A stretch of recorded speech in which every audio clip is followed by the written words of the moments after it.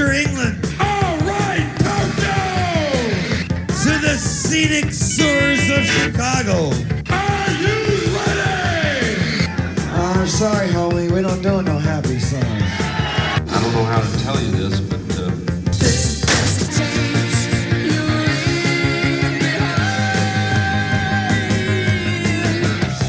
That's right, this is Tapes You Leave Behind. I am your host, Brian, joined as always by my co-host, Emerald. Hello. And today we are on to part 2 of a Southern rock opera by the Drive-By Truckers. That's right. That's right, last time we looked at the depressing failure timeline, full of death, loss, Southern poverty. And that's And it. Well, there's some racism, some history, some musical accoutrement, but there's gonna be a lot more musical history this time, a lot less political history. There was only a couple political histories. Otherwise, it was like car crashes and getting stuck in a small town. Still like a third of that Yeah. chunk of the album. But this is the act 2. This is the second and final act of the album, and it's the success timeline. The band didn't die before it started. Instead, this time it has success. And to quote another chunk of this album, "Let me tell y'all a story, so far-fetched it must be true." But before we jump into that, let me do a little bit of housekeeping. This is the second part, which allows me to adjust some things that may have been said or not said in the first half. I don't think I ever actually mentioned when this album came out in the first half. Okay. Mostly because I didn't have it jotted down, so I don't want to just throw something out. I probably gave numbers like 2001, 2003. It is indeed 2001. Okay. Do you have any guess when in 2001 this album came out? Give me a November 21st. Ooh, September 11th. Oh, shit. That's the 9/11, September 11th. Never forget. Yeah, that's right. This album came out on September 11th. So I saw that in the booklet. Just casually mentioned with not much of a reference to the fact of what that day is. Right. And so I went to online, and I was like, maybe it's just something you put in there a little bit. And then Wikipedia had 2 different release dates for this album. They listed the 12th and the 25th. So now I have 3 different release dates for this album. The one's actually in the booklet of the deluxe reissue. And then Wikipedia's great dates for it. So I was like, all right, Detective Cap time. Which of these is real? Right. So luckily, it was pretty easy to pinpoint this down. So pre-digital, U.S. music releases were almost always a Tuesday. Mm-hmm. Which, in 2001, September 11th, Tuesday. Right. Now it's Friday. Isn't that weird? Yeah, it did change. Yeah. The 25th was also a Tuesday. Mm-hmm. So the other potential release on there was there. But their release to that, their reasoning for that was a link to an article about a review of the album. Nowhere even in that article did it say it came out on the 25th. That article was published on the 25th. Oh. So I was like, all right, well, September 11th it is. Man, that sucks. Yeah. Imagine you wake up, you're all excited Yeah. for your album to Yeah. come out. And I don't know if I mentioned this in the last one, that they had some real trouble financing this album. Besides the fact that they didn't really have a label. So they kind of made one of the first sort of Kickstarter things. They went to the internet, created a pitch where they said, if you pay in, you can invest in our album and you will get your money back plus 15%. That's crazy. And it worked. Wow. They were able to fund it, fully pay those people back. They had faith. They did. In the product. Yeah. Think about it, 2001. Yeah. You're really early. crowdsourcing I don't even financing know, on the internet. did people even really use Ticketmaster at that point online? Probably not. I mean, obviously the Some, kiosks, some, yeah, but not many. that's early enough. We're just in chat rooms hey, Yeah. send me some money. Right. Yeah. So that's kind of neat. That's I mentioned Gross's death being influential. I read back through the booklet again. He was mentioned in there. Just not in the section for Days of Graduation, which I'd figured since that song felt the most tied to his actual death. But it wasn't mentioned there, but it was mentioned somewhere else in there. And the devil, all right, in Wallace. We had talked Yeah. about sounding kind of different. That is because that is Rob Malone, who is singing there. So that's a third member of the band, the other guitarist. More on Rob later. Hood still wrote that song. Malone did not write that one. But Malone would leave like mid-tour for this album. They finally gave him a Which singing is very part. problematic for an album based around a rock band needing 3 guitars. That's true. Yeah. What happened after that? They got a new one. Spoilers, Jason Isbell. We'll talk a little bit more about that when it becomes relevant both in the music and to them as a band as we go through. So, like last time, we're just going to go song by song through Act 2 this time. So if you want to pause, I'll give you the name of the song. You can listen to it, get it fresh in your mind, and then we can all kind of distill it down together. And that first track for Act 2 is Let There Be Rock. So that is not a cover of the AC/DC song Let There Be Rock. Yeah. But it is kind of about AC/DC and Let There Be Rock. To some way, extent. yeah. So that's like them recapping. I mean, it's Patterson Hood again recapping his kind of teenage formative rock and roll concert years. Going out, seeing Blue Oyster Cult high on acid, thinking the lasers are spiders. PTSD flashbacks there in the song of driving mentioned like immediately off the bat. Seems like it might go bad, but it doesn't. It goes well. No crashes in this one. Actually, the opposite. He mentions he backs up a car perfectly while drunk and then goes and throws up in a toilet and almost dies. He did mention plane crash, though. He does mention a plane crash. So that's at least Yeah. one death. Because, first off, great song. Great rocker. Great tribute to rock and roll. Yeah. Without entering into that sort of cheesy song about rock that just says, like, I love to rock. He listed like 8 bands. He does. I actually have notes on all of those. Wow. So with kind of the proximity of where he lives and what he's listing off in the song, it's kind of easy to hunt down the exact shows for all of these. The first one he mentions that he was 14 years old, and then when he saw Blue Oyster Cult, which makes it really easy because he's a real person. And so he probably saw them in 1978, April 8th, at the Von Braun Civic Center Arena in Huntsville, Alabama. That's Werner von Braun, rocket scientist, former Nazi, that their Civic Center is named after, by the way. Isn't that so funny? That's Yeah. so crazy. It was Blue Oyster Cult, Yeah. a band called The Angels, who's like an Australian post-punk power pop band. They're kind of good. And a band called Gods with a Z. Oh. But originally, it wasn't supposed to be Gods. It was originally supposed to be The Jam, but they dropped out. Oh, dang. Yeah, I got Gods probably instead. fits better with Blue Oyster Cult, though, than The Jam does. He then goes in to mention Molly Hatchet, 38 Special, and the Johnny Van Zant Band. Yep.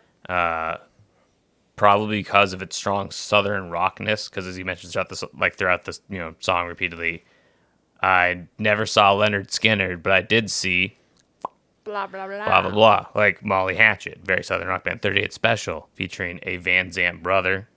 Let's go to the first one. Ronnie Van Zant, singer of Leonard Skinner. Right. Johnny Van Zant Band, another Van Zant. So there'd be 2 Van Zants on that tour there with Molly Hatchet. Crazy. So 3 Van Zants in the song. Yeah. Damn. And also, so this one probably also in 1981, either March 9th or 10th, depending on where he actually went. It doesn't look like Johnny Van Zant Band was on every show. So, but this tour definitely, this is 100% real, which is interesting, right? So you can think of a song like this, like you could totally make everything up. Yeah, that's what I'm saying. But these all It's seem like- real. Like these are his actual. I think it's funny concerts and that things like that. you were like, bet. Yeah. Looked it all up. No deaths like from that one, right? Because we're about to get into some of these others that he's mentioned seem intentional Right, about that's not just seeing like Skinner. fun. That's just yeah. fun. That is full of Skinner-esque adjacent things. Right. He then swaps up to saying that he had tickets to see Leonard Skinner, but it got canceled, and it was rescheduled for the Street Survivors tour. That definitely did not happen. So a couple dates before probably would have been his rescheduled, like, coming back Yeah, was their plane crash. because they were over. 'Cause they were going into Alabama? Louisiana. No, where were they over? Where'd they crash into? I forgot Mississippi. already. Mississippi. Yeah. So they're in the region. Yeah. Ish. Mm-hmm. Wild. Yeah. So then he mentions Ozzy and Randy in 82 that he saw them on. Yeah. This is also probably Birmingham, March 6th. Randy would die on the 19th. Yeah. So he saw one of like the last shows. Again, foreshadowing here. He's mentioning, I didn't see Skinner, but I got to see Ozzy and Randy Rhoads. Randy died right after that. Yeah. He then says, as the song's named, I saw AC/DC on Let There Be Rock tour. Wait, explain Randy Rhoads. Randy I Rhoads, think similar to it's Skinner, important. Yeah. plane crash death. Yes. Yeah. They were, what would they call it? Zapping? Skimming? Yeah, buzzing. Buzzing. Yeah. Buzzing the tour bus and probably crash into power lines or something and then into a house. Yeah. It was Yeah. Very sad. Very he was sad. also very hesitant to get on the plane. Yeah. Which foreshadow again. Anyways. And then the titular tour of the song, Let There Be Rock, Let there be AC/DC, rock. Bon Scott. Bon Scott, would ultimately die not long after. I'm not gonna lie, This. I don't even know who that is. As the first singer, AC/DC. Okay. Got And it. very rock and roll fashion would die choking on his own vomit. Alcohol poisoning. Yeah. Likely. Now, this is the only one that I have some slight doubts on. Oh shit. I couldn't find a stop in Alabama or even like super duper close for That's the the Let There Be whole- Rock tour. But it's the whole base of the song. But they did come for the Powerage tour, which is sandwiched right up against it. He was confused. So it might be. It He- also, with Bon Scott singing, Let There Be Powerage, it doesn't work as well. It doesn't work as well. Let There Be Rock is a much Yeah. better name. Fantastic song. I find it fun, as I mentioned, all of the Yeah. references. He's setting up a basis, a much happier kind of vibe here. It's a nostalgic look Yeah. on like artists that he liked growing up. Mm-hmm. And then it also ties in with Leonard Skinner. And I think also like shows his devotion to Skinner of being like I tried to see him. way back. Mhm. Yeah, way back when I tried to see. I tried. They didn't show up. Yeah. So we're going to leave the realm of the real pretty fast in this album into kind of the mythical, overarching story of side 2. So side 2 is about a successful band they're in, then kind of having that success, and then this like fake band they're in just kind of becomes Leonard Skinner like halfway through. Yeah. So this next track is called Road Cases. Yeah, it got them pretty road cases. Road case being like the hard shell container for your gear. Your like a- instruments. Yeah. Your amps, your Guitars. pedals, your guitars, your speakers, whatever kind of stuff in there. So again, very like a literal one. He references his own band, Drive By Truckers, inside of it. That's what he'd spray paint on the outside, Drive By Truckers, when he was DBT. Which, by the way, the lyrics on whatever this is on YouTube Music is so wrong. Listen to this. Stencil in white spray paint. Drop 5 churches on every one, or maybe just a DVD. Close enough. It's a good one. It's a slower kind of song, but still kind of rocks. A lot of good guitar in there. They got like backup vocals. They do. They're definitely leaning more into the Skinner sound, I think, on this side as well of the album. I didn't notice Getting the that. honkettes, But you've been the guitars. on hard mode. It was very dark sounding. Very dark. Dark in tone. Foreboding, a little foreshadowing, talking about that you can chuck a road case out of a plane and it'll be fine. I didn't catch that. That's crazy. Yeah, so it's a great song. He talks about how, what are they good for? Nothing really. Eventually you sell. Eventually you sell them for money, pay off that big cocaine dealer. The song apparently came from him like hunting for music gear in the early 2000s, just in around Alabama and stuff like that. And he specifically remembers seeing Atlantic Rhythm Section cases, like in stores, which is a band that just had like ARS on them. Oh, I am. And so he was thinking about how, like, when in the future, when they get, done and tired, that's sort of the metaphorical, like, you're done, you don't need these big road cases anymore. You're It'll say winding down your DVT, gear. Yeah. not DVD. Not DVD or ARS. Moving on to a Cooley track this time. So again, it's a bit of a divergent from anything tied to the story. This one's called Women Without Whiskey. Yeah, Women Without Whiskey, Mike Cooley track about two different vices and having to live without one of them. Yeah. Yeah. More somber song. Somber, definitely in like the vein of like country, but still kind of probably too hard or maybe out there, I guess, for like being an actual just straight country song. I mean, of course, his country is Yeah. talking about drinking. Drinking, women, sadness, loneliness. Yeah. It's every country song. Gotta give up one. Women don't want you drinking that much. But man, that whiskey. Yeah, it's like it's very real too. Yeah. But yeah, I liked it. I thought it was chill vibes Yeah, compared to the others, and then yeah, it definitely is less of a true song to fit the concept. It's just kind of Yeah, if you think of it as something like Standalone. that, maybe in the context of the thing, you see that in a lot of rock stars, sort of a loneliness, yeah. where they turn to drinking, especially in like country and things like that, like just gets destroyed. Yeah. Tons of country musicians take a look and they may sound, and appear happy, but a lot of the classics that just killed them. Yeah. Oh, totally. Totally. And obviously, there's no I mean, they're still alive, surprisingly. If you read some of the stories in there, and listening to some of their newer material, they seem surprised by it a little bit of times too. But yeah, dark one, fun one. Well, band fun, but enjoyable. Yeah. And then on to keeping the happy train rolling. The next track is a Patterson Hood one called "Plastic Flowers on the Highway." And yeah, it's another Patterson Hood one. Maybe unsurprisingly about a car crash. Yeah. I think that's the most direct one about Chris, the guy who's supposed to join the band and died.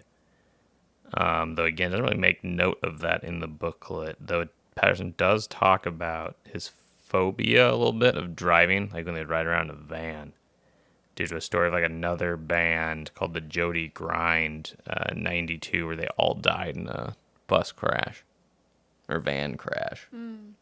So he had a bit of a phobia of like dying in a van, and just you can kind of hear that in A lot of their songs, like just this clearly strong fear of like dying in a car crash. Well, it's so common. Yeah. I don't know if it still is the number one cause of death, but it was, I think, for a period of time. Yeah. Or at least up there. And you just, I mean, you see that all the time. What he's talking about. Yeah. The cross on the side of the road. Flowers. Especially when you're driving like back roads. I Oh yeah, you yeah. see Once you those all the get out of time. town a little bit. Yeah, yeah, and yeah. So it's really you're able to relate to it a lot, Yep. and it's dark for sure in Yeah. tone, but Yeah. also kind of a good reminder to people. I mean, he mentions in there that like there wasn't anything anyone could do. No. He wasn't like under the Yeah. influence. He mentions MAD, Yeah. Moms Against Drunk Driving. Yeah, yeah. So, it's just kind of an unfortunate fact of life. And he also mentions, like, babies were being born. I feel like it was a bit of a nihilistic view. Yeah. Which is one I share, admittedly. But, it's like, new people are born every day, and they have to try their best not to end up that way. It's true. So yeah, I don't know. I thought it was a well-written song. Very I good. related to it. Yeah. And potentially, if you want to get like real out there, this could be a link to our next song. So if we look at it from the perspective of Leonard Skinner, right?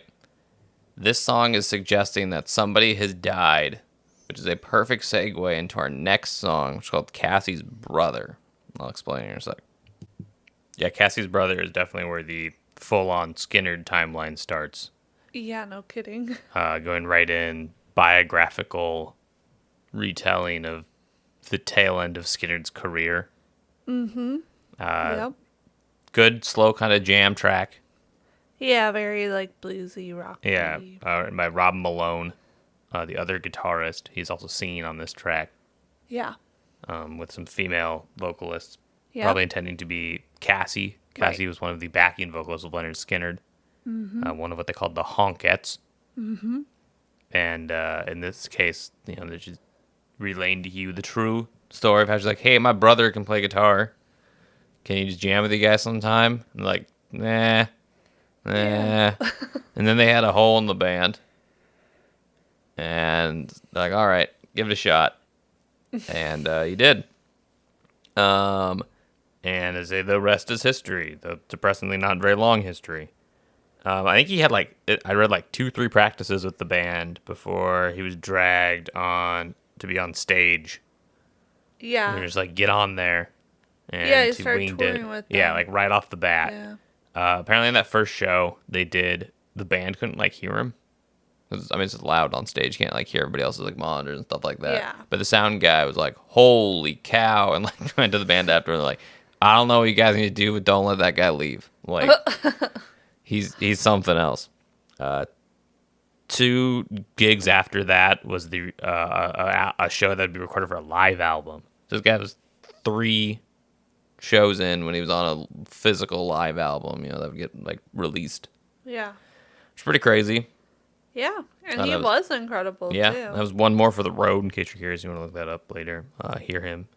I was saying the song 2 weeks later. He's in the band. 2 weeks later, live album in the can. Expect we'll be in his shadow one day. So that part there at the end is a Ronnie Van Zant quote that's used in the song. Ronnie was very high on Steve Gaines, Yeah. thinking this guy's gonna eclipse us. Yeah, right. Which is clearly something he must have thought, because he came into the band and immediately on Street Survivors they let him sing a song, which hadn't happened in Skinner before, and nobody else had sang anything, and he Yeah. wrote some of it. So clearly they saw something in him, and honestly, you can hear it in the album. Street Survivors is way better than the 2 albums that came before it. They were clearly very revitalized. Yeah, adding a new person in the Yeah. mix for sure. And why was there a hole in the band? What happened? Ed King had left. Oh, okay. He was like, I'm gone. I'm done. He was kind of an outsider, California guy, and he's like, I'm done with this band. You guys are crazy. Yeah. It's too much. I'm leaving. In the documentary we watched, it seemed very, very toxic. And Yeah. Ronnie was very fucking crazy. Very violent. Yeah. when he drank. So, yeah, I remember. Fun fact: Steve Gaines and Ed King have the same birthday. Wow. Yeah. The same exact Same. birthday? Same. Yeah. Year? Wow. I don't actually know about year, Oh. but it's definitely the same day and month. Interesting. Yeah. I guess it's easy for everyone to remember. Easy to remember then. I also think the song's slightly prophetic. So I mentioned this is the only song on. Okay, well, there's technically a second Rob Malone song, but it's split onto the bonus disc for the deluxe version of the album. But this is the only Rob Malone on here. He would leave in November of 2001. Do you remember this album came out in September? Yeah. So he didn't hang around very long. Wow. He just dipped, and it was mid-tour. So they're like, I got a hole in our band. We need to do something. So what they end up That's doing, right. they found a young phenom guitarist, someone incredibly good, a Jason Isbell, who came in, immediately took to a fish like water, had barely any practice, kind of just had to jump in. I believe some of the live material that comes in this one features him, and it may or may not be the first time he's playing with them, very close. Mm-hmm. And he would hang around for a few albums, write stuff, sing stuff, just like Steve Gaines, Yeah. and then dip and arguably be bigger than the band. Yeah. He is. So He is totally. Jason Isbell is what Steve Gaines was thought to have become before the tragic, way too early death of him in the plane crash. Right. That's crazy. I didn't even. Yeah, catch so there's some that. like crazy parallels. That may be, but they wouldn't have known that when they wrote the No, song, they because again, didn't. like the guy who wrote the song still in the band. He like Yeah. left right afterward. Like he says, prophetic. Like That's they right, had yeah. no idea. Yeah. Just came true. Yep. Wow, that's awesome. So next we flip over the album. We're going to side 4. And continue with the last one. It's all Skinnered all on out. Starting off with Life in the Factory. So I'll preface with saying I think side 4 is my favorite side of the album. Yeah. I think it's the most straight through rocking, but it doesn't lose like the emotional punch of the other ones as well. Especially when we get to the end of it, but don't want to talk about it too much because we're here to talk about the beginning, which is Life in the Factory. I love this song. It's great. It's one of the best, like, just full on storytelling, like hard rocking songs I've heard. Like if you look at like a rock opera or something like that, like Quadrophenia, which we'll get to here in about 2 seconds, talking about that some more. Or like Tommy, you know, like exposition in music is very, very hard. Yeah. And he manages to, there's so many words in this song. You know what? I just listened to it like 3 seconds ago. I don't even know if the song even has a chorus. I kind of think it doesn't. No, I think he has some similar, refrains yeah, it comes back to. Exactly. But there's so many words packed into this thing where he's effectively breaking down He's gotta tell the a story, majority man. of the Leonard Skinner's career. Yeah. And it's also shocking, like, how well it matches up. Like, we watched this documentary. I don't Yeah. know when that came out. That was like 2019 or It so. was almost exactly the same. Like, Yeah. he talks about, like, them not having, you know, air conditioning. Mm-hmm. And, like, Leonard Skinner. Yeah, and it's such a quotable Skinner. song. You know, I love Yeah. some of the stuff he puts in here. Like, so like, let me tell y'all a story so far-fetched it must be true. Mm-hmm. Then, like, at the end, like, they got the fame and all the glory, but, folks, it's still some sad story. Yeah. Like, there's a lot of good stuff in there. And we can also break down, again, because it's a giant exposition piece on something true. We can flesh some of that out. Mm-hmm. They come from the Hell House, an actual cabin in west of Jacksonville, where they would practice day in and day out. No air conditioning, Florida heat. Just a stanky Just room. A bunch of people, because again, they have 3 guitarists. They had so many people. And Skinner, yeah, they got a keyboardist, a drummer, vocalist. You got a whole band there in this tiny little cabin. A bunch of just sweaty practicing. white boys. Yeah. And that's kind of what allowed them to perfect and come out swinging out of the gate. You know, when they make their first album with something like Freebird, you Yeah. don't do that unless you've, you know, really like honed your craft down quite a bit. Another thing they talk about throughout this, and I think another piece of this of why Skinnerd is I think Patterson Hood has seen some semblances between kind of the people in that band and himself. A little bit like this idea of like being from the South. You know, if I don't get into, like, especially in this song, if they don't get into rock and roll, it's gonna be Life in the Factory. Yeah, something Like else. either I get, you know, success. He says 3 guitars or a life of crime. Yeah. Either this band thing takes off, or I don't know because there's nothing I can do beyond this. Yeah. And so there's a sort of the desperation, working in the Hell House to not have to work in the factory. Right. Like, yeah. if I'm going to sweat it and be awful, It's a motivation. let me at least do what I want to do. Yeah. As he mentions, the name, Leonard Skinner, named after their coach, Leonard Skinner, Maybe. who kicked one of them out of school for having too long of hair. But maybe not. Maybe it's actually named after a Leonard Skinner in Hello Mutta, Hello Fada, Here I Am from Camp Granada. Right. Probably both. Because band members say both of them, so I would assume that means it came from both sources. You know, it's kind of those things where you may have a joke from one, and you're like, yeah, Leonard Skinner, hate that guy. Just like in that song. And maybe that's why that Yeah. line in the song sticks out so much to you, is because your stupid PE coach who ran public school like a I military feel like academy. it's more likely to be that I to agree. be the real life connection. But yeah, in the documentary, it was so funny. Yeah. Just being like, it was this, Yeah. and then all of a sudden, just another guy in the band being like, no, it was No, it was actually this." this. They went through like 5 band names before they got to Leonard Skinnerd. That's how it be. Yeah, you and know? before that, they're called the 1%. And Wow. apparently, Van Zandt was like, we have to stop being called this because they're heckling us, saying that's how much talent we have. He's like, guys, we have to change the band name. I can't take They're that getting anymore. bullied. And so Leonard Skinner stuck. They mentioned a couple other things inside of this. For instance, they opened for the Who. Yep. 1973, like they got booked to open for the Who before their debut album came out. And this isn't like Who Were the Who at this point either. It's Quadrophenia Tour Who. Was there ever a period where it was who was the who? Kind of.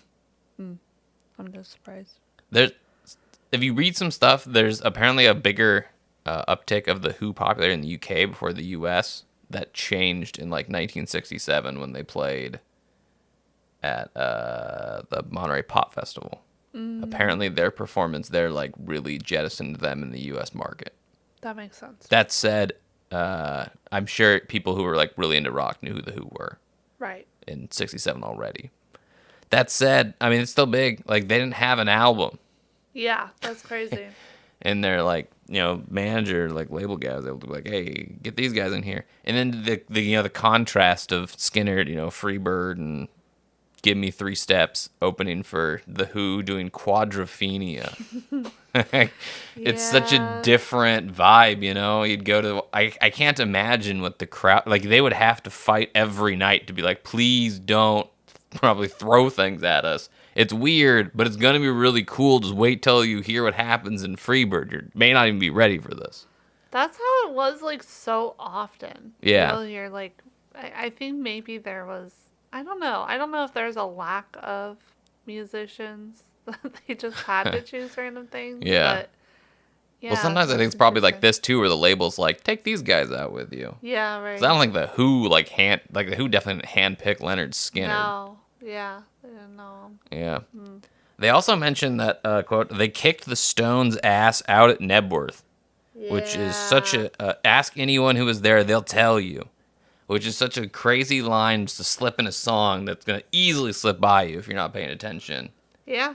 And it's specifically referencing a show on August 21st, 1976, when the Stones had this massive show at Nebworth, which is a outdoor venue in the UK that shows there treated more as a festival. Seems like most people who play there have like 5+ people on the bill, and that thing will start at like noon. Yeah. And in this case, it was the Stones, something called the Don Harrison Band, Hot Tuna, Todd Rundgren's Utopia, Leonard Skinner, 10cc, and the Stones at the end. Wow. A few people. Yeah, it cost £4 to go, That's crazy. and it was one of the hottest tickets at the time. Maybe at that time it was the hottest ticket ever in the UK to go see this gig, because there was a big rumor that this was going to be the last Stones gig. Right. So a lot of people thought this was it. They're going to break up. You gotta go. I read some quite a few blog posts from like British people who were Yeah. there back then, like firsthand accounts. One recurring theme: it was extraordinarily hot. There were 100,000 tickets sold. Estimates range from anywhere from 150,000 to 300,000 people actually being there. That's what I was trying to learn is how many people can fit in a birth. It's over 100,000. Yeah, that's crazy. Yeah. And one of the things they talked about was like how a lot of these bands are kind of known quantities to an extent, especially like the Stones and 10cc in the UK, and Skinner maybe a little less so, probably because due to being southern rock and whatnot. And you can watch video. That's one of the other beautiful things. This is fully videotaped, so you can watch this. Yeah. You can watch Skinner come out, play Freebird at the end, where everybody's kind of sitting there, and by the end of Freebird, that entire audience is like up and excited and dancing. Yeah, at least as much as you can tell from the 3 Yeah. pixel Yeah. video on YouTube. And you know, you read the posts of people talking about it, you know, the mythology of it. They talk about how like 10cc then was like 90 minutes late coming out to their set blaming some sort of like buzzing wire You know, and a lot of people are like, they were afraid. They were Like, scared. you're going to follow that up? You can't follow. 10cc can't follow that up. I'm not in love. You're a Yeah, hater, get out of though. here. You're a hater of 10cc, so you're biased. Yeah. They were more popular, so they shouldn't have been scared, and they should have just tried harder. Well, they clearly didn't. They got too scared. But those Florida again, the boys. Stones performance is also videotaped. You can watch it. Right. And as he said, I think the Skinner one is better. The Stones one seems kind of sloppy at times. Yeah. Maybe isn't that far out. For them Maybe they got normally, scared, but too. I saw somebody say, again, apocrypha, but it's out there. This was a rumored end of the Stones, Yeah. and they saw Skinner go out there and just demolish. And they're like, can we have our final gig be against that? You know, maybe the other side of, holy cow, look at how good that band is That's performing. what I was going to say. Maybe it reinvigorated It relit that. a fire inside Because, of them. you know, the Stones, they love our Southern country sound. That's true. And maybe that was literally the thing Yeah. that kept them going to still right now. They need to stop. Like, they need to stop. It's time. Can't stop, won't stop. That they're already just bones and skin. Yeah. How are they even making sound? I don't know. But Witchcraft. But yeah, so this song winds down. It says, they got the fame, they got the glory, but folks, It's still some sad story from the swamps of northern Florida to the swamps just north of Baton Rouge. no. Because that's what we're shifting to next in the next song. A Cooley number that I'm as shocked as anybody else about this actually fits into the overarching narrative of the album Can't believe it. with the track called Shut Up and Get on the Plane. Yeah, I love this side of the album. It rocks. I think that is the best song on the whole album. It's so good. I'm not gonna lie. It's the one I remember the most too. 'Cause, Yeah. like, I've heard this album several times just in passing because Brian will obsess over it and play it. And this is the song like I remember most of the words to, so clearly must be my favorite. It's good. Catchy. That's crazy catchy. Again, it's another one that fits right in but works completely by itself as well. Yeah. Like, doesn't necessarily have to be about Skinner, but it is. It's exactly about It's it. about Yeah. it. It's exactly But you don't have to know that, and it works fine because he's just saying you never know when you're gonna die, so shut up and get on the plane. Yeah. Yeah, some great imagery in there. I love I love when he's like, that means about as much to me as a brand new pair of golf clubs. Or Yeah. as useful to me right now as a brand new pair of golf clubs. Yeah, exactly. He's like, Yeah. I don't give a fuck. Maybe we've been this close to death before, but we were just too drunk to know it. Classic. Yeah. I liked living in fear is just another way of dying before your time. That's true. It's a very good one. Very motivational. So shut up and get your ass on the plane. Which apparently is like more or less verbatim what somebody told Cassie that day. Yeah. Well, it was like several of them, right? Where Yeah. like, I don't want to get on this fucking And she's like, oh, plane. that's a piece of crap. Like it was breaking Yeah. before, and like that they knew that there was issues with it, and they were apparently going to like retire it once they got to where they were going or do something. Yeah. And yeah, so Well, babe, I'll let you talking more about that then in the next song. no, 'Cause I'm we not cover ready. we cover that same topic again a little bit with Patterson Hood's take on the same thing. A track called Greenville to Baton Rouge. So Greenville to Baton Rouge is was the flight that Skinner was supposed to take that fateful day, Right. flying into Baton Rouge to do a show at a college. They were 4 dates deep into their Street Survivors tour. Darkly, so the tour wasn't actually called the Street Survivors Tour. It had the much more, in hindsight, dark name of Tour of the Survivors. Ooh. Yeah. Yikes. So they had played 3 shows in Florida, 1 in South Carolina, which where Yeah. Greenville is, and they were going to Baton Rouge to go play at LSU. Right.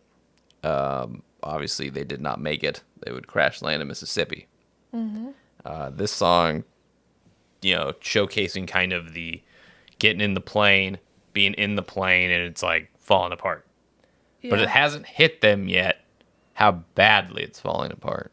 Yeah.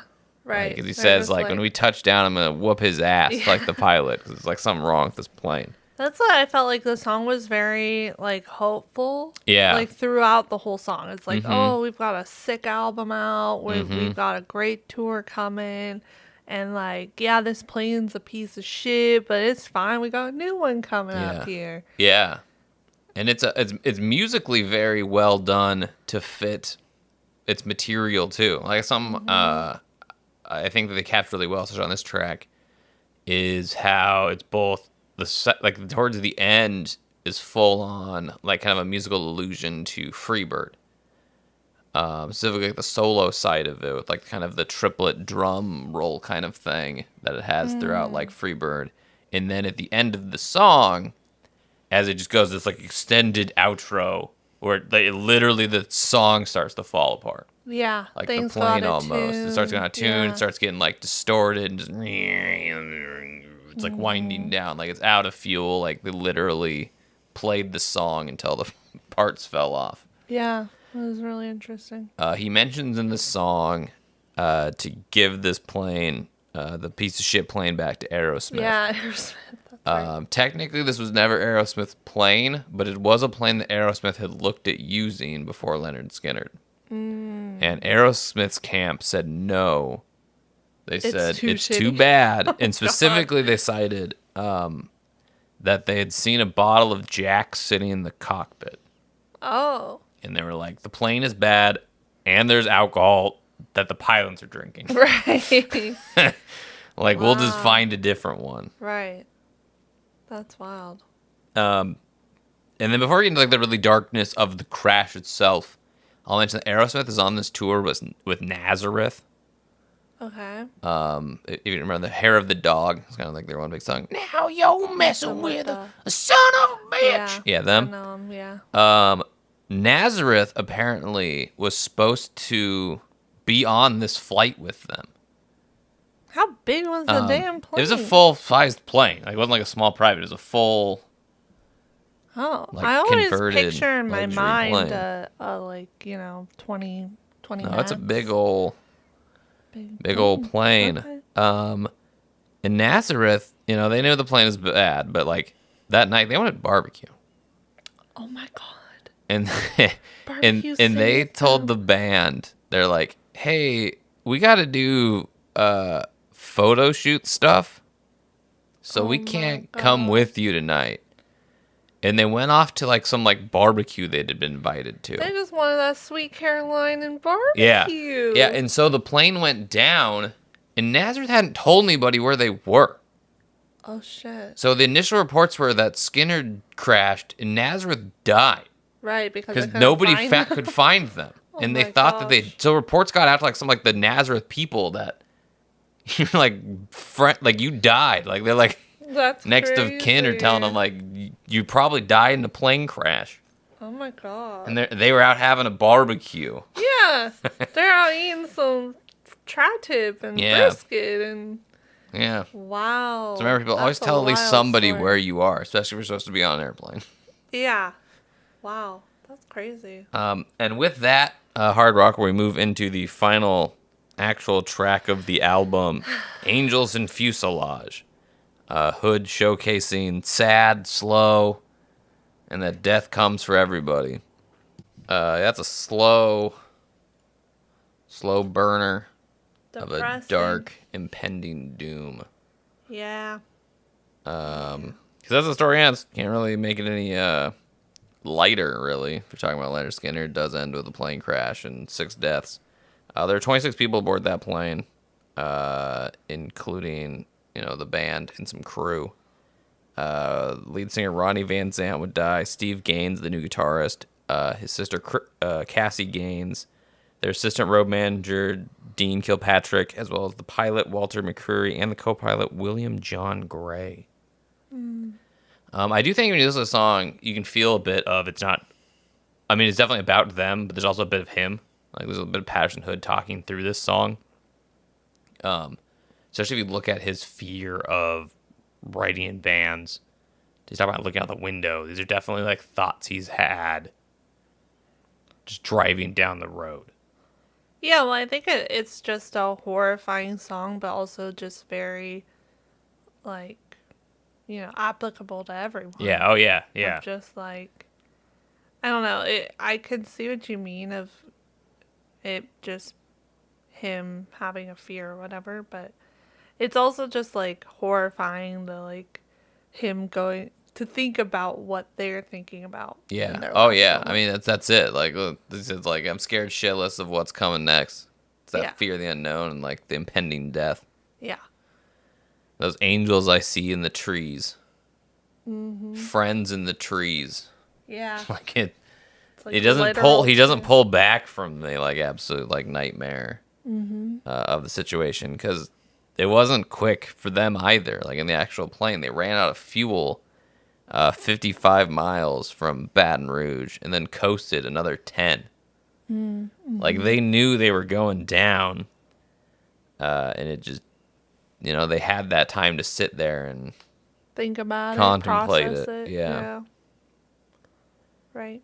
Apparently, they just came in and started like whacking trees as they were trying to like land in a field, and then eventually, I think they just hit one too many trees and just ripped too many pieces off, and it just like scattered the plane and the people. It's kind of incredible that 20 of them survived. Yeah. It Yeah, is. And it seemed like most of the survivors were towards the back of the plane. mm-hmm. That which seems to is- be a consistent thing through plane crashes too. Yes. Yeah, Yeah, behind the. put first wing. class in the back then, Yeah, but then they had to wait. load it from Then the I gotta back. walk further. Yeah. Yeah, and how horrifying also just for the survivors. Oh, terrible. Because once you crash, I think a lot of the people that died were still alive. Yeah. Bleeding out. Oh yeah, or like just the shock and terror of it. They talked in the documentary. Like one of them's talking about how they saw the road manager like lift a piece of metal off of them, but he's Yeah. one of the ones who died in the crash. Right. So it's like who did, who It didn't? wasn't. Yeah. It wasn't possibly him. Yeah. And and then the drummer, who was a Marine, right? He'd been a Marine He was a previously. Marine. He went out to go find help. What was his name? It's I like don't. It was Artemis. Yeah, it was. It Yeah. was Artemis. He went out to find help, and he stumbled on like a farmer's property, and the farmer shot at him, thinking he was Yeah. an escaped convict. Yeah, it's like covered in blood and brush oh, yeah. and long-haired hippie Yeah. and like And they're like, no, ain't no Screaming. hippies. What they say, like when they got to like the wreck, they were like, what is this? Like hippies can't afford to fly on planes. yeah, we knew it was Something real weird. because there's no way Yeah. a hippie could fly on a plane. Yeah, it's horrifying and it's like it's crazy because he was the one to go get help. Just I think it's due to his background. Like, he's Probably. literally trained for it, and he was able to do that. It's kind of crazy. Yeah. But yeah, and then one of the guitarists was talking about like how that guy lifted debris off them and how horrifying it was to like be alive and like hurt, but also hearing like your friends dying, which is really harrowing. And he like almost died. Yeah. Oh yeah. He A had lot to, of them like, almost did. he Like broke so many bones. the and- guitarist was like completely like destroyed and had to Yeah. like rehab like himself. I think the keyboardist lost like a chunk of his nose. Yeah. Like it was like yeah, ripped that's off. right. Yeah. Like it was crazy. Artemis was okay though. He did seem to turn out pretty okay for And him. he mentioned like he was sitting towards the back and what was it like Ronnie like came over to him and was like put his hand on his shoulder, was like it's great working with you, and then he walked to the front and sat behind the co-pilots. And he was kind of insinuating that he felt like Ronnie knew it was coming Yeah. and he almost like sacrificed himself in a way or like wanted to die in a way, which I don't know how true that is, but Yeah. it's also just like a horrifying thought of being like your friend's like, all right, brother, we'll Zit. see you later. See Yeah. you on the other side. And Catch it's, you later. Yeah. yeah. Yeah, so- I mean, it says on Street Survivors on that smell. Ooh, that smell of death that surrounds you. They said that about Van Zant. That's why it's in the song. I didn't know that. You didn't know that? I didn't even know that Wow. was the lyrics. Yeah.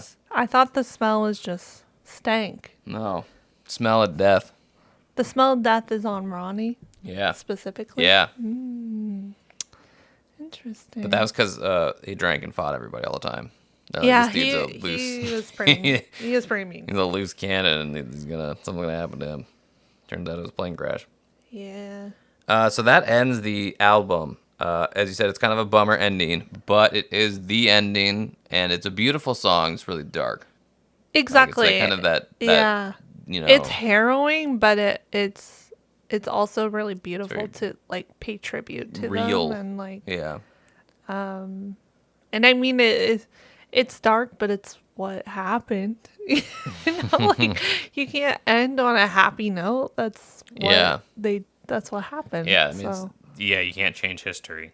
No, but I I'm ready think to go it's- back to shut your mouth and get your ass on the name plane. Yeah, and I think it's a great to reflect back to side A. Right, we talked about this a lot on the A side, the duality of the Southern thing. And now that we've gone through both sides of the story of this album, you see the duality of the Southern thing. A side is poor, destitute, didn't go anywhere, depressing. Like your life ends early because you were so depressed and you drank yourself to death. Yeah. Whereas side B, you got what you wanted, and it But- still killed you. You're still depressed and drinking yourself to death. Yeah, it still killed you. You know, you Yeah. didn't escape it. It's the duality of it. That's the thing, you know. Everybody dies. Everybody It's dies. A great Everybody equalizer. poops. Everybody dies. And there's no way around it. No you way. know? No, not even Elon Musk, No. a bajillion trillionaire. He's gonna die at Someday. some point. That's not a threat. So this is an expanded version. But interestingly, the first couple expanded songs are off the actual album. Right. So if you get the CD version, there are 2 more songs in this. In the middle of side 1 is a track called Birmingham. It's a good song. I find it very catchy, like the way he says Birmingham, especially because it's kind of like extended out. It's a Paris Note track. But I can see why he chose that to cut it, because it doesn't cover anything specifically that they haven't already covered. Okay. Like there's nothing in like it focuses in on Birmingham itself and kind of the racial issues. So I guess on that sense it's a more direct lens at that. But it is something they do cover in other songs on the album on that Right. side. So I think of the ones, because the whole point of why they said they moved these to the extra disc is to not kick it off right, because you only have so much music on a side of a record. Yeah, before it becomes like compressed and Yeah. shitty. Yeah, and so they're like, this has got to go. Like They it, gotta cut something.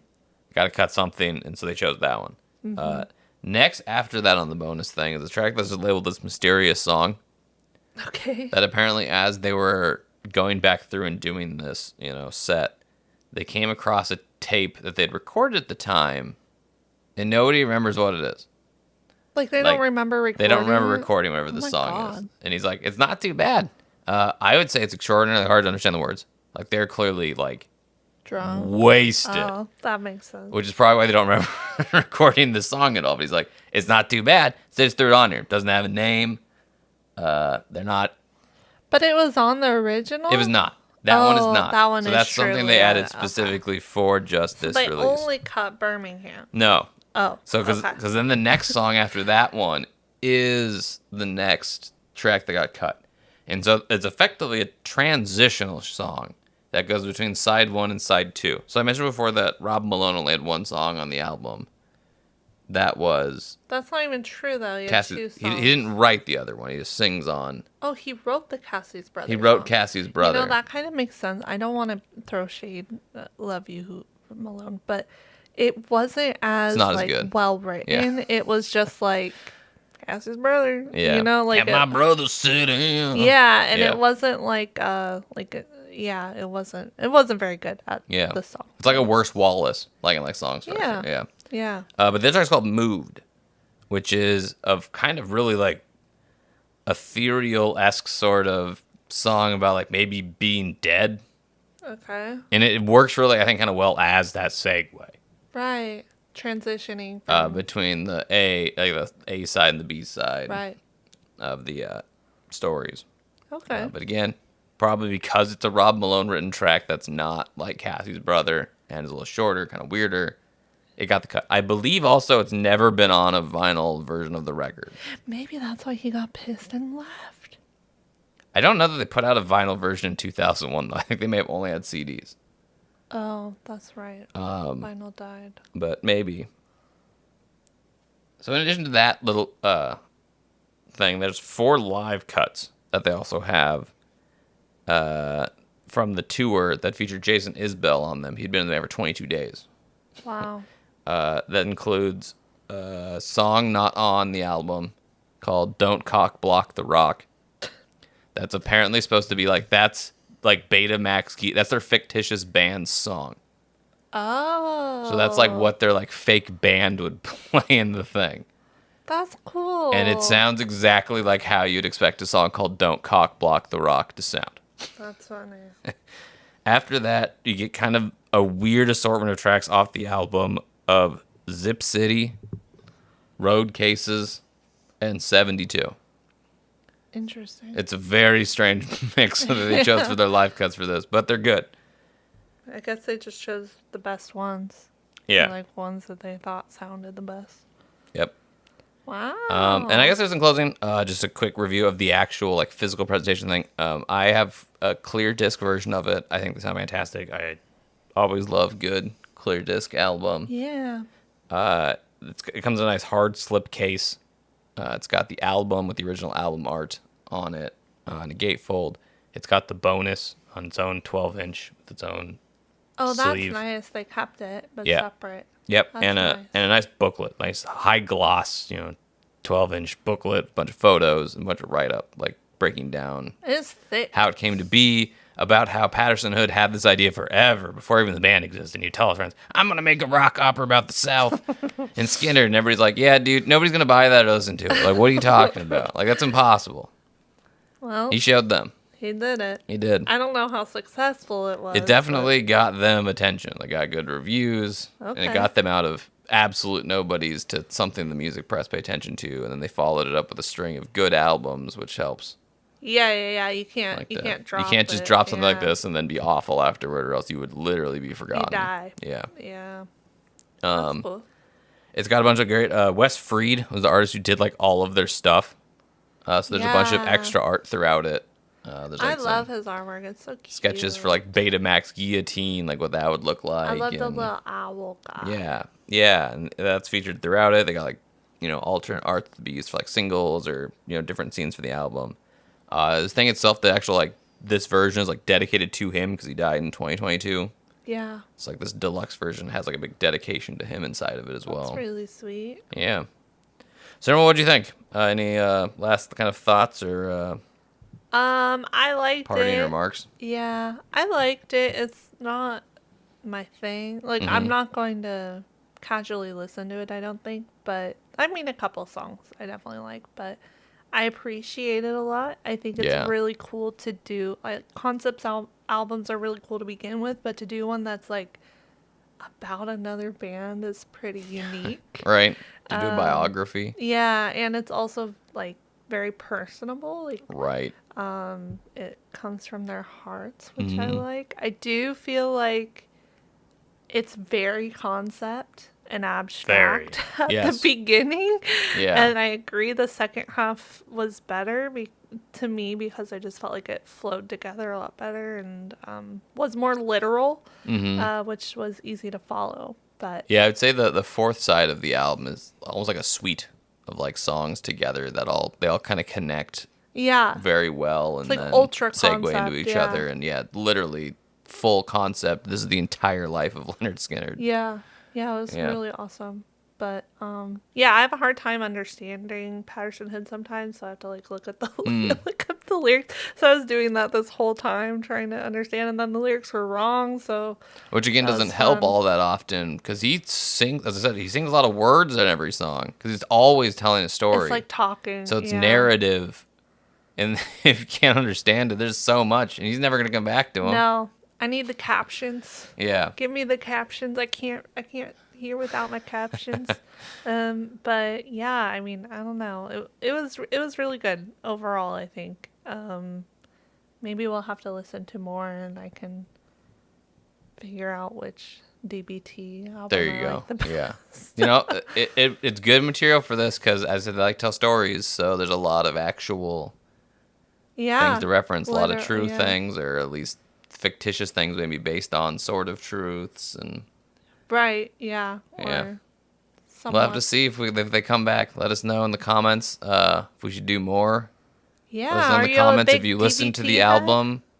As you played through, if you love Drive By Truckers, what are your thoughts on the songs on here? Like, what has it meant to you? Yeah. Also, if you have any Leonard Skinner, like, Yeah. If you have Skinner stories, share those too. we love it. And what artist did you hear? What show did you go to when you were young that you can brag about? Green Day, That's it. Soundgarden. Not when you were young. They're But not yeah. around anymore, so That's true. And that was a good show. Story time. I won tickets on the radio, kids. yeah. Kids, you know what a radio is?